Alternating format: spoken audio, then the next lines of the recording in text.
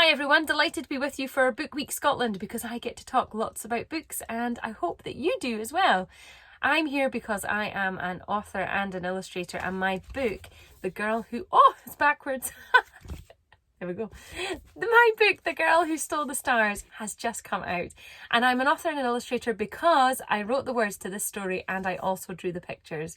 And today I'm going to be telling you a little bit about my journey as an illustrator and we're going to be getting to do some drawing. Now, let me tell you a bit about how I became an illustrator. A few years ago, I had been writing stories and I was determined to see one become a picture book.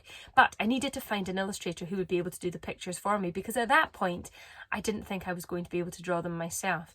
So I went out and I investigated and I found all these incredible illustrators who were making the most beautiful things. But unfortunately, they were very, very expensive and I couldn't afford to get an illustrator to draw the pictures for my books. But I have a great auntie called Great Auntie Lucy, who sounds a little bit like she should be from Paddington Bear, but she's not the one from Paddington Bear. My great aunt Lucy said to me, give it a go yourself.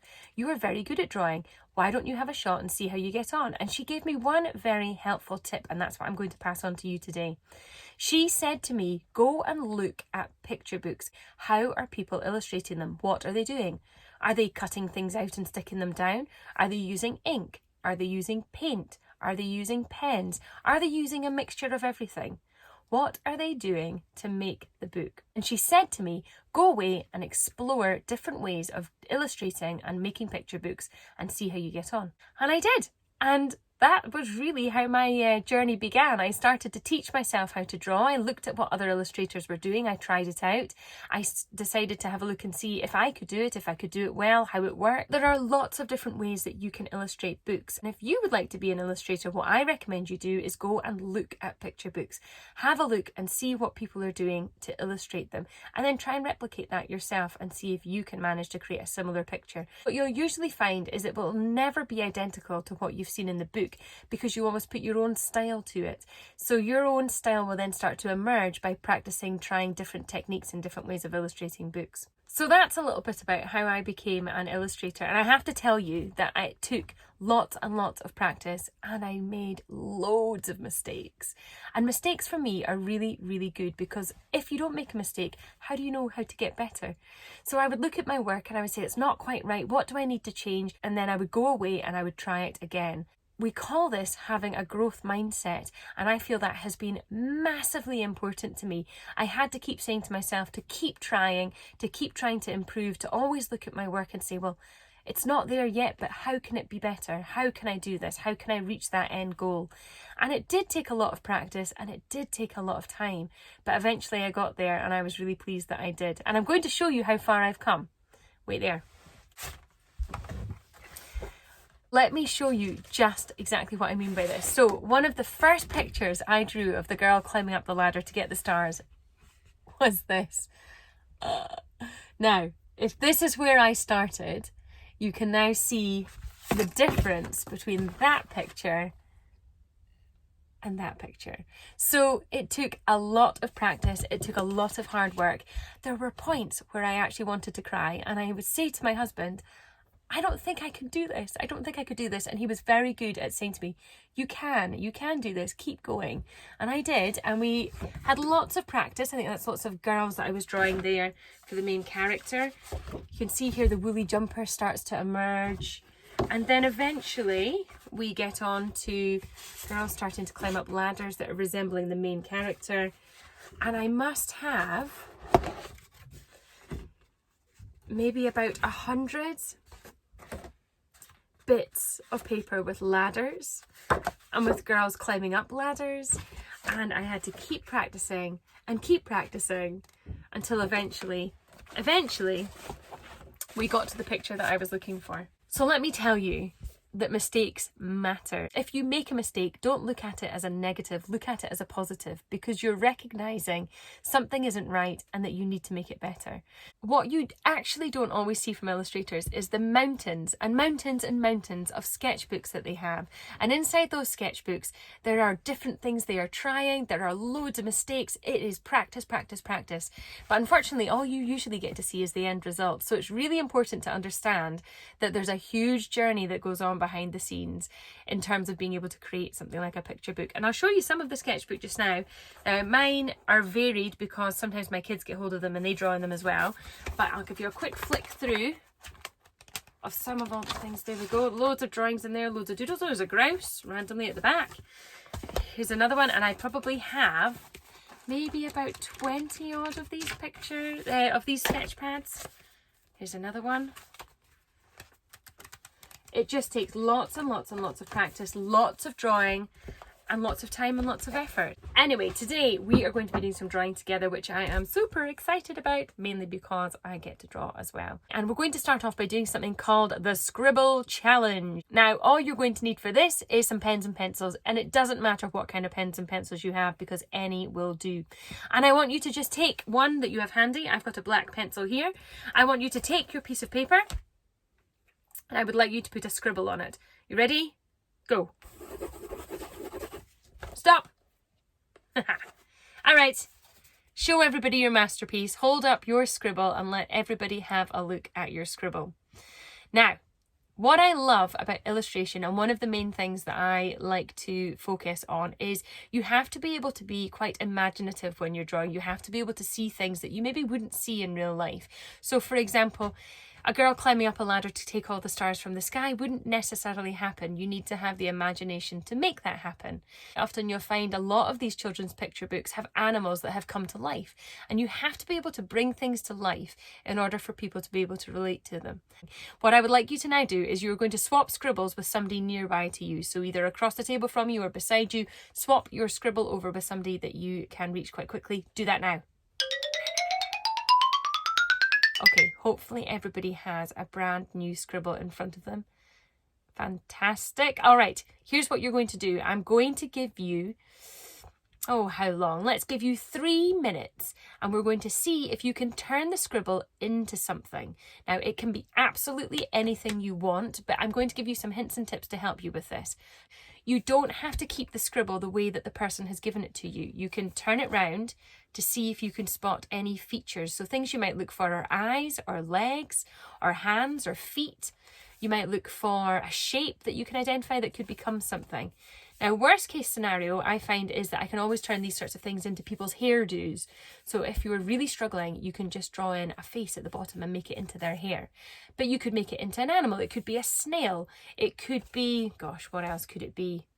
I need to have a really good look at this one. You'll be able to see lots of different shapes and things. Look for eyes and see what you can spot. But I'm going to give you 3 minutes on the timer to see if you can turn your scribble into something. A couple of things you need to know about the Scribble Challenge. Number 1, you can use any colour you want, so you can add colours. Number 2, it doesn't have to be perfect, and you can turn it into anything. And if you're really struggling, make it into somebody's hat, or make it into their hair if it's all fuzzy on top of their head, or make it into a snail shell, because those are usually the ones that I would go for. But you might be lucky and you might be able to see something a bit more interesting, maybe like a car or a helicopter or a truck. So here comes my timer.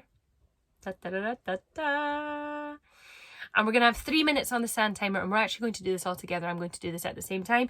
And as you know, I just drew the scribble, so I'm going to have to really think about how I'm going to turn it into something. Are you ready?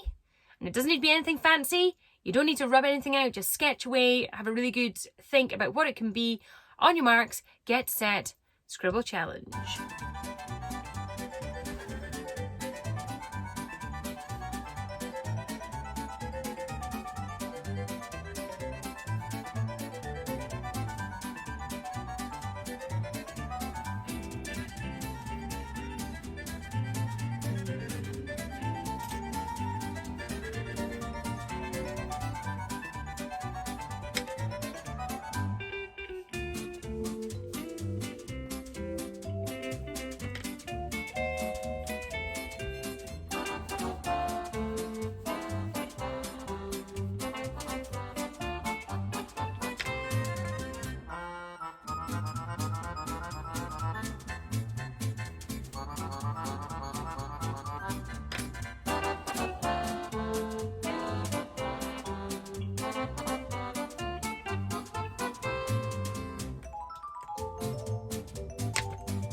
Show you mine so far if any of you are starting to struggle.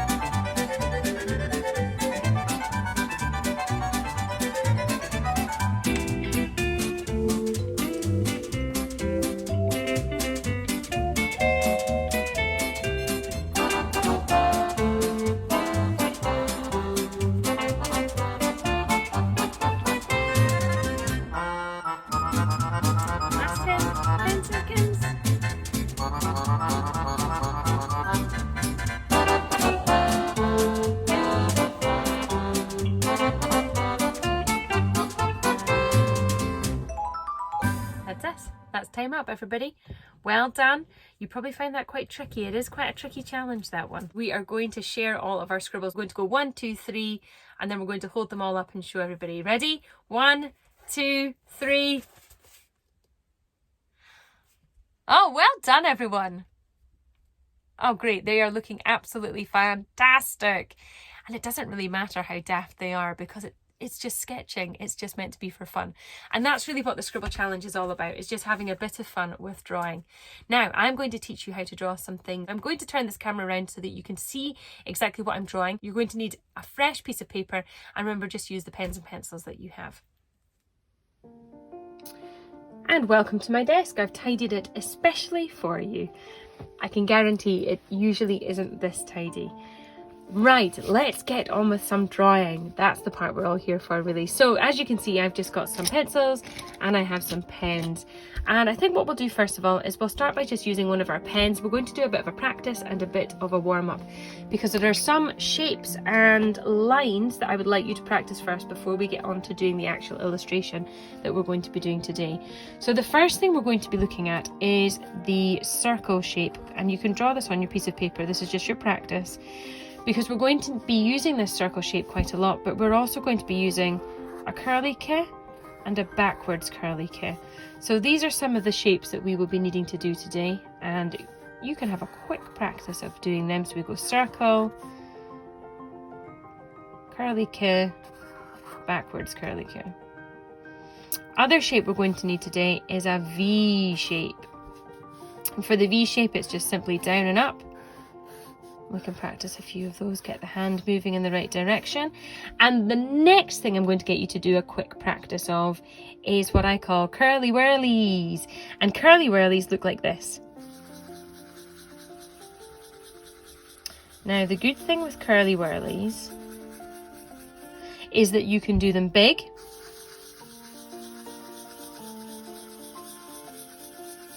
like that, and you can do them teeny,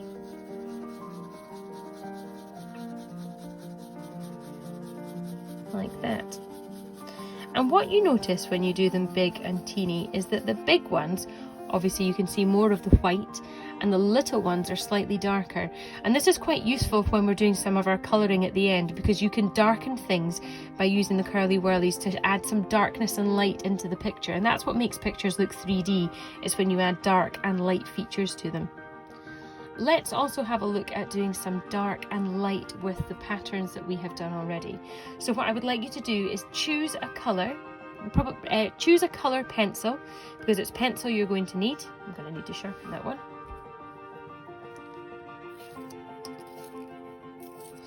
And you've got some options for doing dark and light, and we're going to do this on our V shape up here. So first of all, what you want to do is start off with light, and we're just going to colour one in very, very lightly, like that. Right, now what we can do is, if you press a little bit harder, I'd like you to make half of it dark. So we now have the light and the dark on the triangle. And then with your pencil, what I want you to do is see if you can get rid of that line by what I call blending the two together. So adding a little bit of extra colour over the line so it looks that it's blended together. So you've still got the light here, and it's getting progressively darker without seeing the line. Try that again on your next triangle.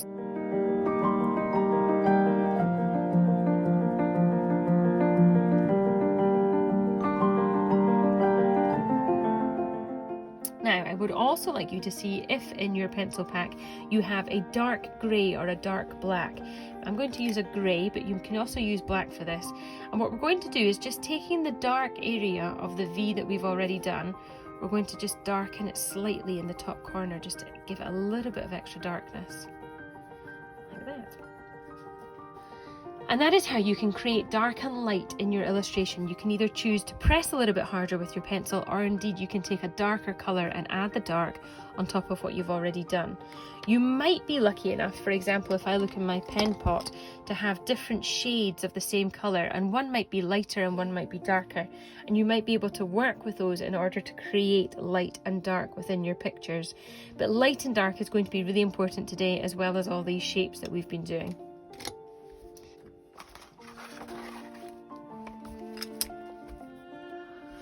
Right, what we're going to be drawing today is we're going to be taking one of the hidden characters from inside The Girl Who Stole the Stars.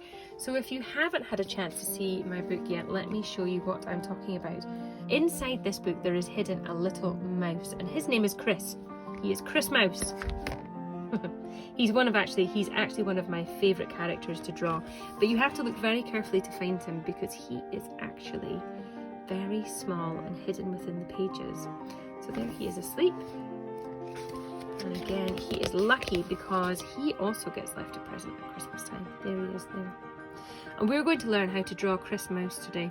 Now my favourite part of Chris Mouse and my favourite part of illustrating is drawing woolly jumpers, and you can see the curly whirlies that I have in here, and I use that an awful lot in my drawing because I really enjoy a woolly jumper. There it is again there.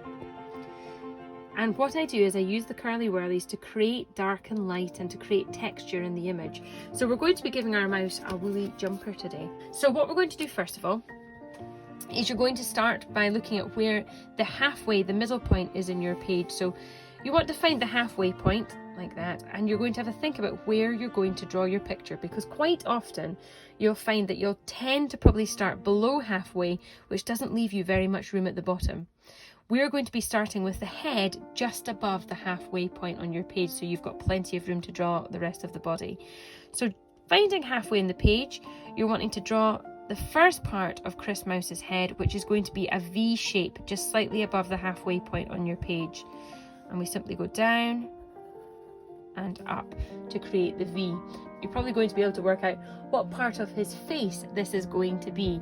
This is obviously going to be his nose. We're now going to be looking at drawing in his ears. The ears are going to be two curly Ks.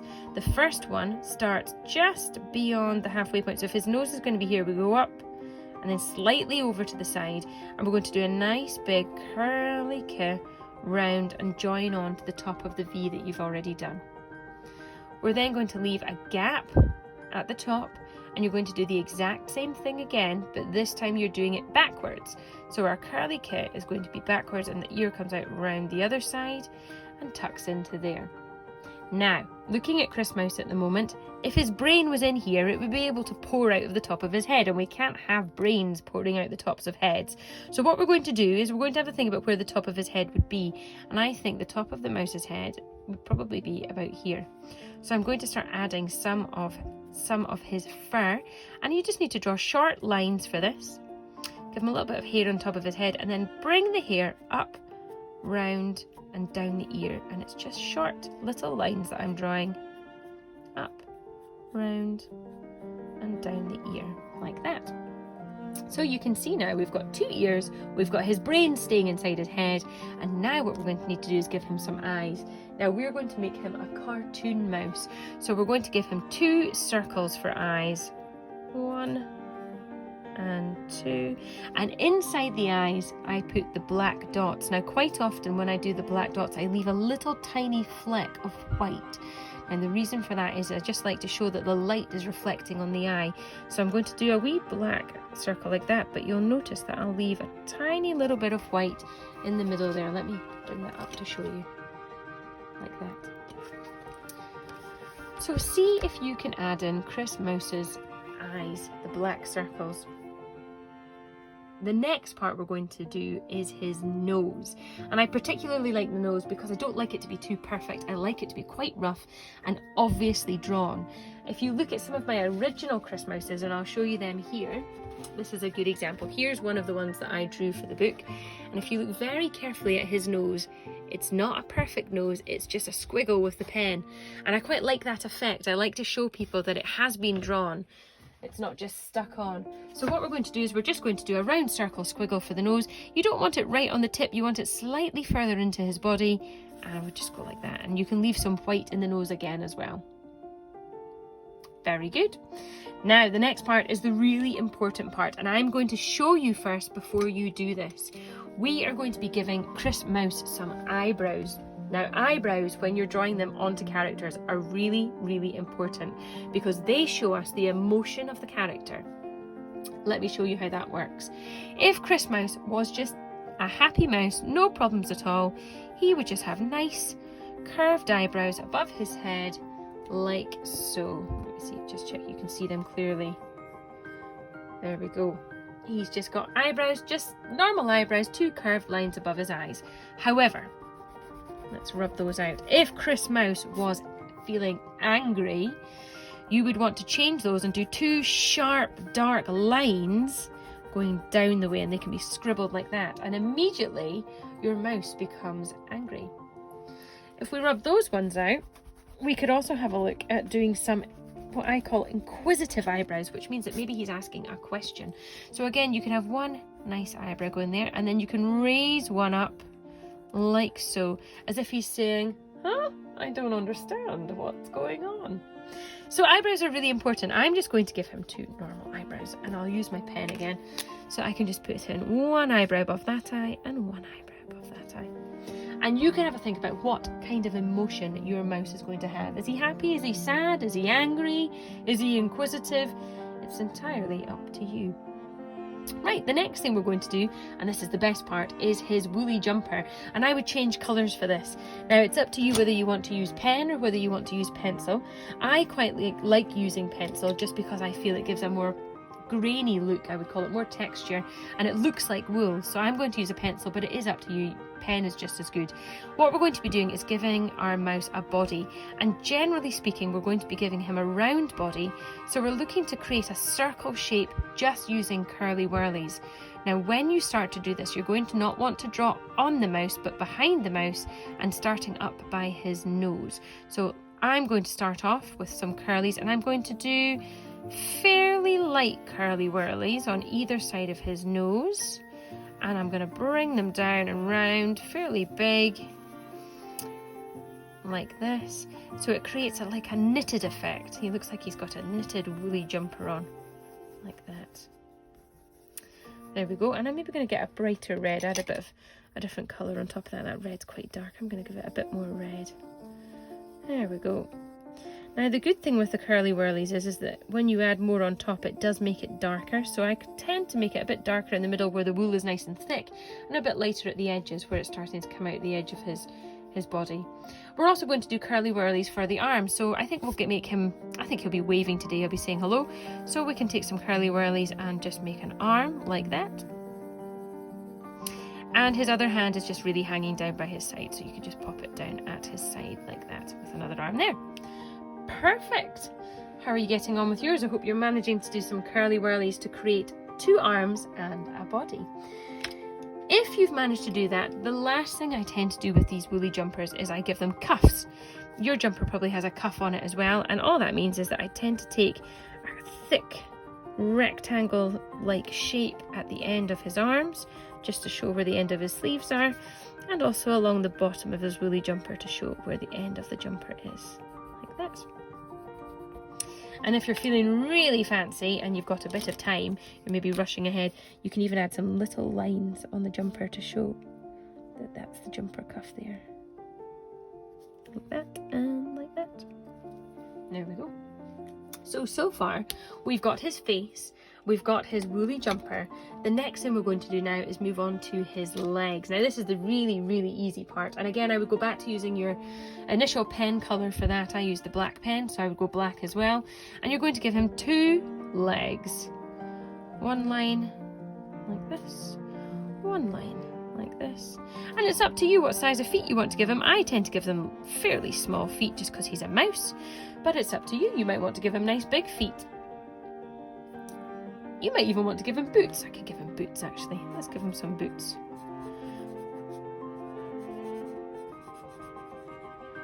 There we go. It's up to you what you want him to wear on his feet, but you can just draw them in with your pen. And we're also going to need to give him some hands. Let's not forget his fingers. So if you've finished with the legs and he's got his shoes or his boots on, then let's have a look at his hands. Now, at the moment, Chris Mouse is waving. If I was waving, my hand would be facing this way, which means the thumb is going to be closest to his ear, and then you've got 4 fingers coming out from there. So the first thing I'm going to do is go up to the cuff, and I'm going to draw the thumb, curving round like that, and then I'm just going to draw in the 4 fingers and the little one at the end. So 1, 2, 3, and a little finger at the end, and that's him waving. And interestingly, if his other hand is down here, you tend to find that most people would stand with their hand this sort of direction. So you're going to draw the thumb first again, and then a couple of fingers, but you probably wouldn't see all the fingers because it's down at his side. So we've got his waving hand, and we've got his side on hand. Next, what we're going to do is a bit of the light and dark shading that I was telling you about. So you're going to need to think about what colour you would like your mouse to be. I'm going to make my mouse grey because he is grey in my book, so I'm going to make him grey, but he actually can be any colour you like. He doesn't have to be grey. And we're also going to need to have some colour for inside his ear, and usually for inside his ear I go for pink. And I tend to use a light pink and a dark pink, but remember you can just press harder if you're wanting to create light. If you're wanting to create light and dark. So let's do the inside of his ears first. First, what you want to do is start off with the light colour or the light shading of his ears. So you're going to do that just inside of the line that you've drawn, on both sides.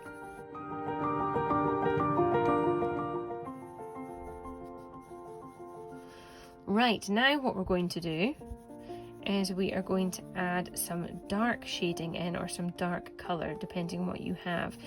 So you can either do this by pressing a bit harder or choosing a darker colour, and we're going to add some dark colouring down to the bottom corner of the ears to give it what I call a bit more depth, to show that there's a darker area of the ear, and then it gets lighter the closer to the surface it comes. So I've added a bit of dark shading, but I'm just going to add some extra dark pink into the corner there. And I'm going to blend it in again. I'm not going to have sharp lines, so I'm just going to blend with my pencil to try and bring the two colours together.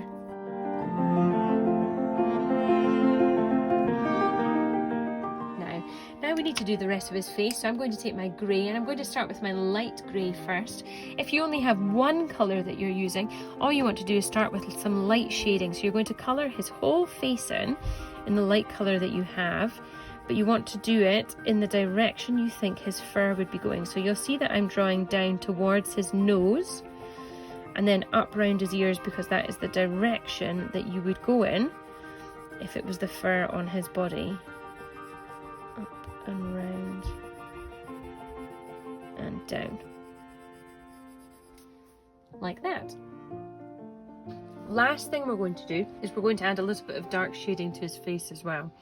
Again, you can either use the colour that you've already been using, maybe you've been using a brown or a different colour, and you can press a little bit harder if you need to. I'm going to go for a darker grey, so this was the light grey that I started with, and I'm now switching to a darker grey. I'm going to add some dark under his ears. So basically you want to look at wherever you think there would be some darker shading, wherever the light's not going to hit really on his face or on his ears. I'm going to make those slightly darker. I'm going to just put a bit of shading down the sides of his face as well, like so, and then round the outside of his eyes, a bit darker there, and maybe a little bit just at the top here as well. And to finish off his fur, what we're going to do is just continue with the dark pencil, or press a bit harder again. We're just going to add some little lines to show that he is furry. And again, these lines just go in the direction you want the fur to go in. So at the moment I'm going right down to his nose, up to the top of his head, like that. And then I'm going to go round his ears as well. Now it doesn't matter if it ends up in the pink, it doesn't even matter if it ends up just a little bit messy, because these things are never meant to be that neat. You can add fur wherever you want. It doesn't matter if it goes out with the lines, because it's just his fur. It's just adding that extra little bit of detail, even if you go out with the black lines. And there we go, we've got a furry little mouse. And to finish him off, we'll use a black pencil. And this is how I always finish most of my pictures, is that I draw in a little bit of shading, a little bit of a squiggle at the bottom to show what they're standing on.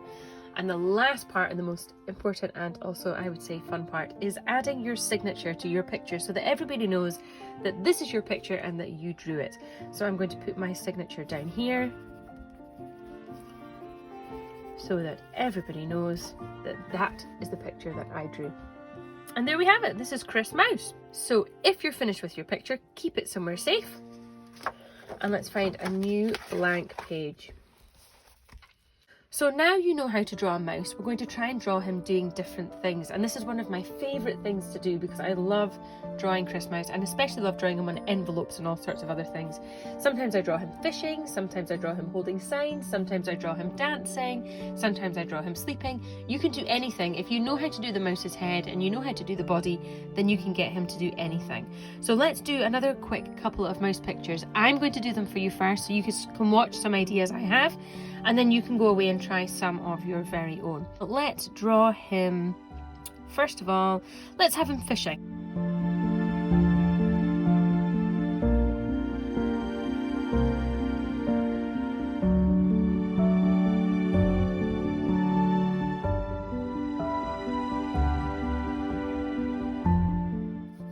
There we go. And there he is fishing.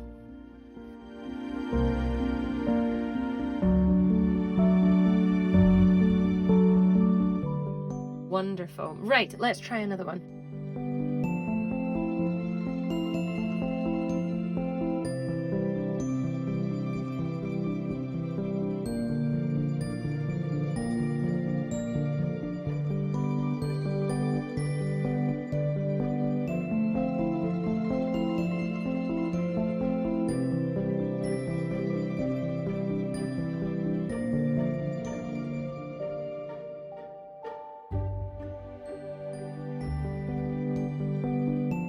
Hi.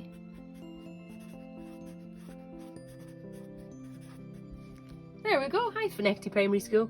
Hi, everybody. And that is how you draw Chris Mouse. And that's how you can draw him doing lots of different things. And that's how you draw a mouse. And it's very easy. And what I'm now going to do is leave you to do a bit of drawing yourself, and I'm going to set you one last drawing challenge. So now you have to think of a way that you would like to draw Chris Mouse. Maybe you want to draw him fishing or holding a sign. Maybe you want to draw him riding a bike. Maybe you want to draw him swimming or sleeping or dancing. You now have all the steps to be able to draw Chris Mouse. So now it's up to you to go away and experiment with that. But hopefully you'll be able to come up with something quite interesting with my mouse. I really hope you've enjoyed today's session. If you do have any questions, let me know and I will try and answer them as best I can.